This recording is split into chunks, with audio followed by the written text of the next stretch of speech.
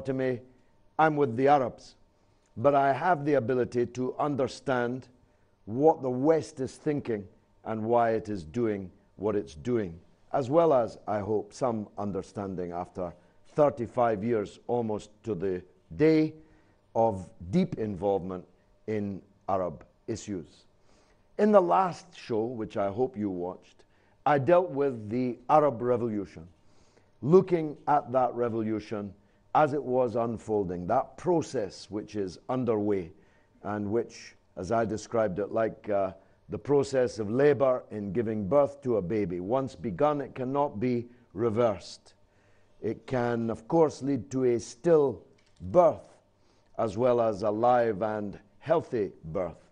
And we examined some of the current chapters of the Arab Revolution to see where perhaps a stillbirth or even a deformity so extreme that it made one pine for the old days might be given birth by these revolutions. I hope that you found that show interesting. And if you did, you'll certainly find this one interesting, because the subject I'm going to be dealing with today overlaps to a certain extent with the topic in the first, but takes us more deeply into what I believe is the principal Western objective now in trying to ride the tiger of the Arab Revolution, to ride that tiger back behind the bars so that they can be fed buns in the way that they were in the old days. Even better, if they can persuade the tiger to voluntarily go back behind the bars and perform for the edification of the foreigners, the Khawaja, the Crusader powers, who are determined not to lose their control, which they've exercised for almost 100 years of the Arab world. And they have done that to protect their illegitimate child Israel, and to, well, frankly, steal your things, steal your wealth, the wealth that God gave to the Arabs. And the result is clear enough. The Arab world, which could and should be a superpower in the world, stretching from the Atlantic to the Gulf, from Marrakesh to Bahrain, 350 million people, one language, one God, one culture. This could be a major power in the world. But we all know that the Arabs are definitely not a major power in the world. How was that possible? It was possible because of an imperial scheme cooked up in the building in London in which I have sat for the last 25 years by Mr. Sykes and Mr. Picot and Mr. Balfour, operating within 12 months of each other and in the same corridor, which I walk through every day. It's been a remarkably successful scheme, you have to admit.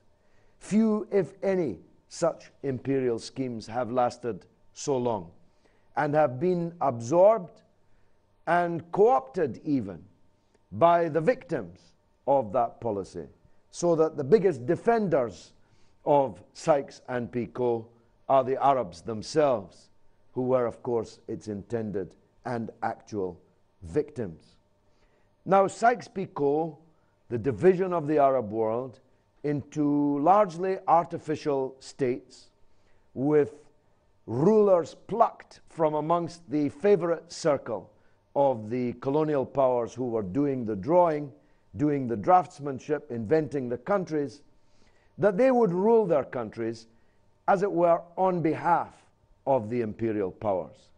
That they would rule their countries nominally, but the actual ruler behind the scenes would be the people who set the countries up in the first place and chose the rulers in the first place.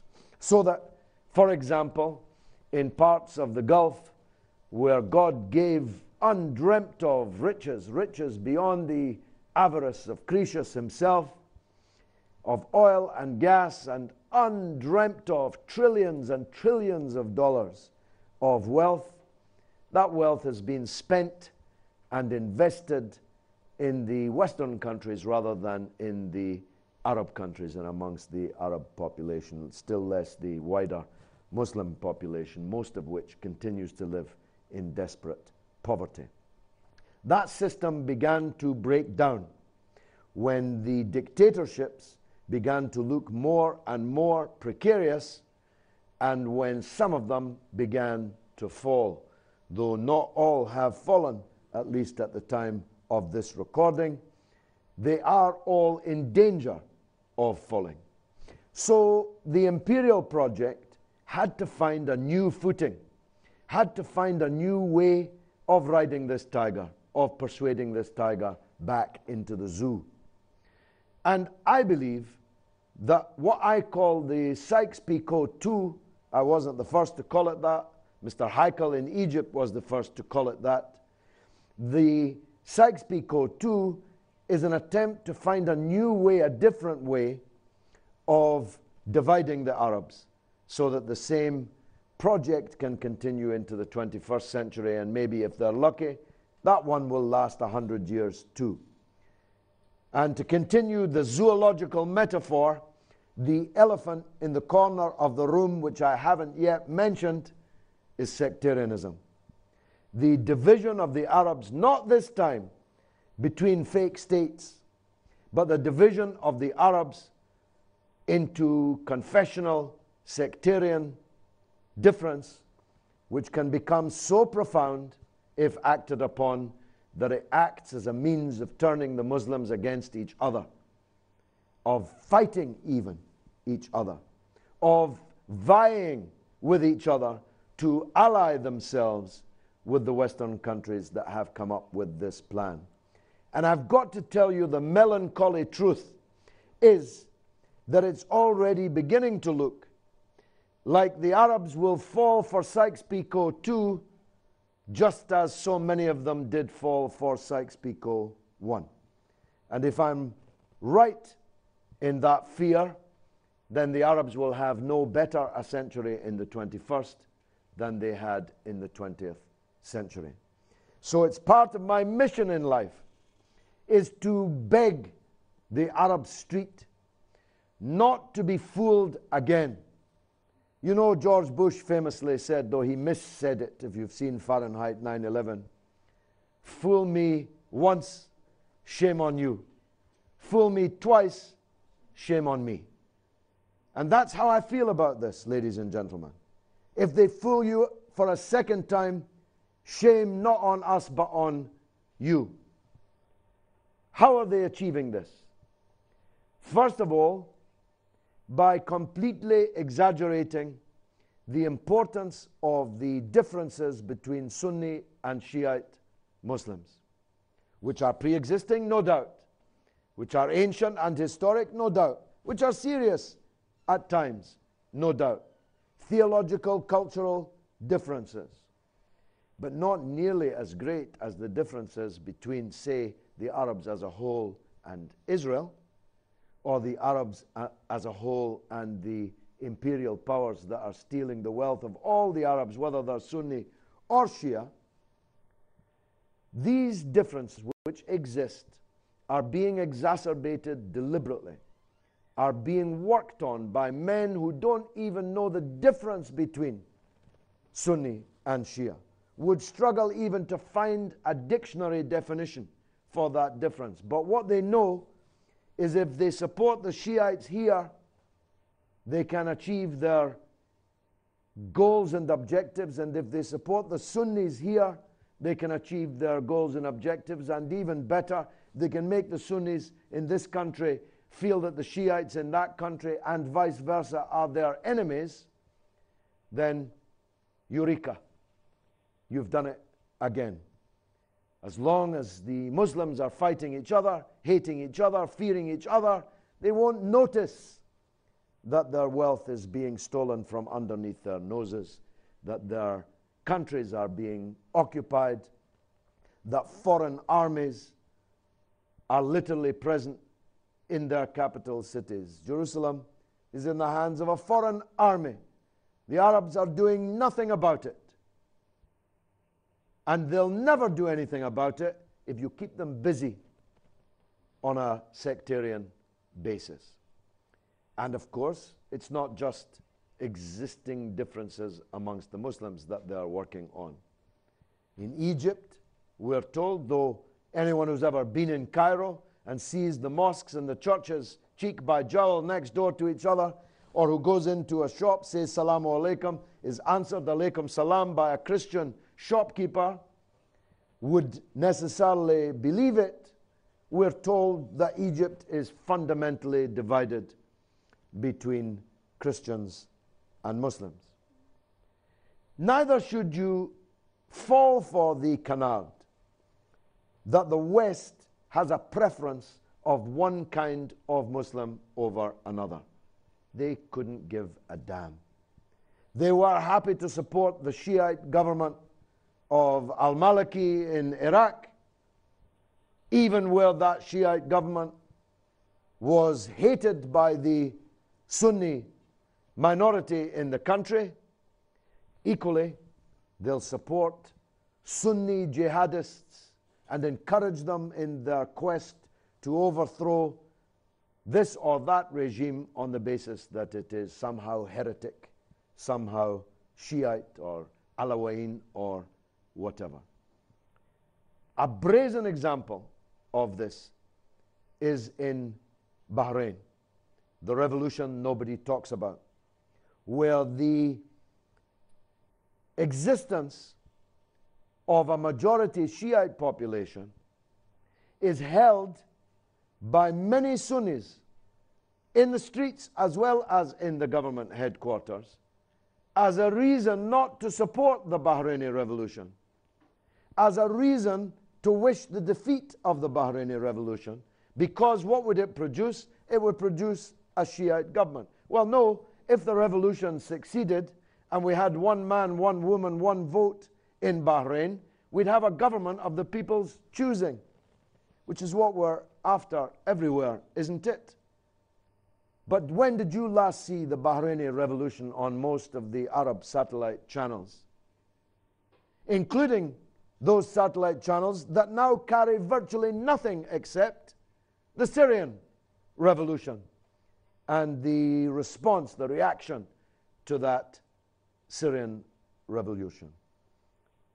Those satellite stations who represent small countries which act as the agents of the imperial system in the Arab world are merely reflecting what the Western powers would like them to do. Much more worrying, for that is understandable, much more worrying is that when you go into a cafe or stop to speak to someone in the street in Arab capitals, as I do, visiting them all the time, from the Atlantic to the Gulf, is the number of ordinary people who have fallen for this. The second ploy is to create an entirely false dichotomy between the Arabs and Iran. The painting of Iran as some kind of devil, some kind of demon that's somehow sitting up late at night planning how to convert all of you to their brand of Islam. Over the last 6-7 years, I've grown to know Iran and Iranians very well. I never met an Iranian who's planning to convert you to Shiism. I've met lots of Iranians who are determined to assist the Palestinian struggle to be victorious. I've met lots of Iranians who are interested in supporting the Lebanese resistance against Israeli occupation and in support of the liberation of Palestine. But I never met one who I recognized as entertaining any dark thought of converting Palestine to Shiism. Now, the truth is this: whatever minor differences of theology or culture exist between Sunnis and Shiites, they are minor compared to the much more important differences which I have been describing both this evening and in the last show. Those differences, which were themselves exacerbated by Sykes-Picot, were a remarkably successful ploy which succeeded for the best part of 100 years. And you know this in Lebanon better than anywhere else in the Arab world. Countries which didn't exist became flags to die for. People who once were Arabs from Bilad al-Sham were turned against each other on the basis of nationalities given to them by others, and within that, of ethnicities and confessional and sectarian identities, which existed, of course, when this whole area was Bilad al-Sham, but which have been elevated to a point where they're worth dying for, where even the Sykes-Picot national identity is sublimated, becomes secondary to the sectarian identity. Now, your whole political system is built around that. I remember once clashing with the British Foreign Minister, then Margaret Beckett, in the House of Commons. You can watch it on YouTube, in which she hailed democracy in Lebanon. Well, I said up to a point, but of course, there's not actual democracy in Lebanon, is there? If there was actual democracy in Lebanon, Said Hassan Nasrallah would be the president. But he can't be the president because he's not a Christian. Okay, he'd be the prime minister. No, he can't be the prime minister because he's a Sunni. He can't even be the Speaker of the Parliament because he's not a member of the Parliament. But you get the point that I'm making. Sectarianism has been actually built in to your constitution. And of course, you can't have a census because a census would reveal the actual balance of confessionalism, of sectarianism in the country, and that would make the whole problem worse. Now, don't get me wrong, I love Lebanon. I'd much rather be in Lebanon than anywhere else in the world, actually, never mind the Arab world. But I'm making the point to you that if you're honest, you'll agree that Lebanese politics is driven by confessionalism, by sectarianism. And I lived here in Fakani when the streets were running with blood in 1977, shed in part on a confessional basis. And I'm here to argue with you that you should avoid this Sykes-Picot too at all costs, because it's going to lead to the breakup of your countries. It's going to lead to alliances which become ossified, almost like the East-West Cold War divide, which divided Europe for more than half a century. You're going to be encouraged in Orwellian terms in the novel 1984. You'll remember how Big Brother used to appear on everybody's screen every day for an hour of hatred, to whip up the hatred of the people against the other, so that they didn't bother themselves asking how come Big Brother is ruling over us here in our own country. That's what it's going to lead to. And it may even lead to war. Which brings me to Syria.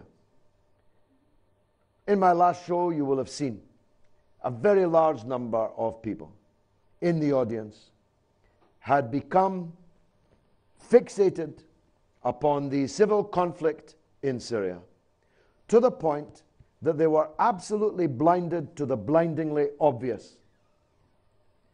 People imagined, especially when I discussed it with them after the show outdoors, that Britain and America were intervening in Syria in the interests of human rights.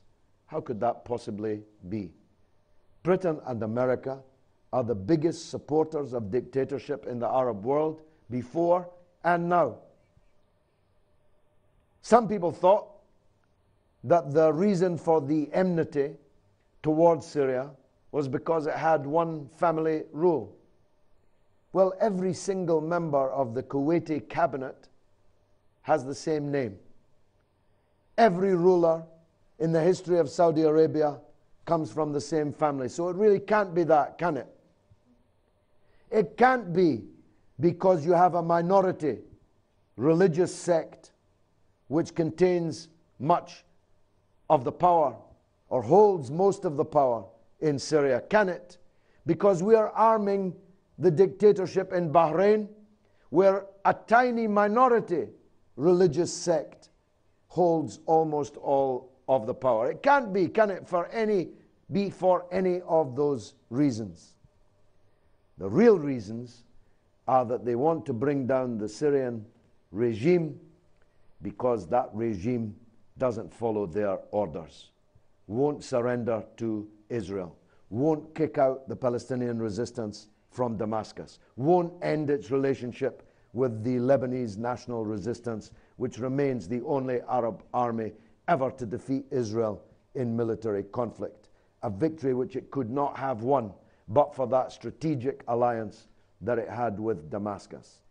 They want to bring down the Syrian regime because it didn't play ball on the invasion and in the subsequent occupation of Iraq. So these people play these sectarian games. And even those currently benefiting from it should beware.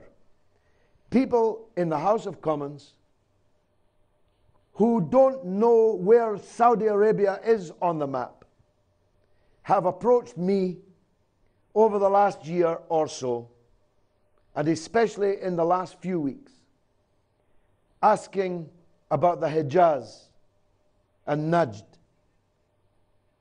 I was astonished. How do they even know these terms? Suddenly they learned these terms. Why? Because already they're thinking, maybe we have to divide what is called Saudi Arabia, and maybe we have to tell the Shiites in the eastern province that actually we might be prepared to support you having your own country because you've got all the oil, and we're not all that interested in Mecca and Medina, believe me. The West is very happy to leave that to the Arabs and the Muslims. What they are interested in is Saudi Arabia's wealth. And if it becomes unstable enough in Saudi Arabia, you'll discover a new love in the West for the oppressed Shiites in Saudi Arabia. Trust me on that. It's already beginning to happen. We'll hear about the oppression of the Shiites in the eastern province. We'll hear about the scandal that it is that they should be governed in the way by these Wahhabi fanatics. So nobody is safe from this kind of division. Nobody is safe from this kind of sectarianism. And what will be the result? Instead of 23 Arab countries, we'll have 33 or 43 or 63. We won't have countries at all. We'll have emirates like the one currently visible emerging in Libya after the NATO bombardment and the overthrow of the Gaddafi dictatorship. It would suit them well, because then they could divide and rule the Arabs for another 100 years most securely. Thank you very much. You have to know this. The West has no interest in Islam. The West has no interest in differences in Islam. The West has no differences no interest in the situation of Christians in the Middle East. We used to hear it in Lebanon. The West was supporting the Christians in Lebanon. But they're not supporting the Christians in Syria, who are terrified at the possible victory of an Al-Qaeda type insurrection there. They're not supporting the Christians in Palestine, almost all of whom have been given green cards to leave the country and forget it. Please don't think that they care about your religions. Please don't think that they care about your confession, your particular sect. They only care about continuing to own and control the Arab world because of the wealth which lies underneath it and because of the strategic importance which it holds and continues to hold.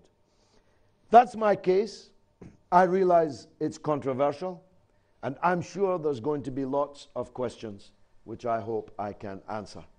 But that comes after the break, after which, God willing, it's your turn. Assalamu alaikum.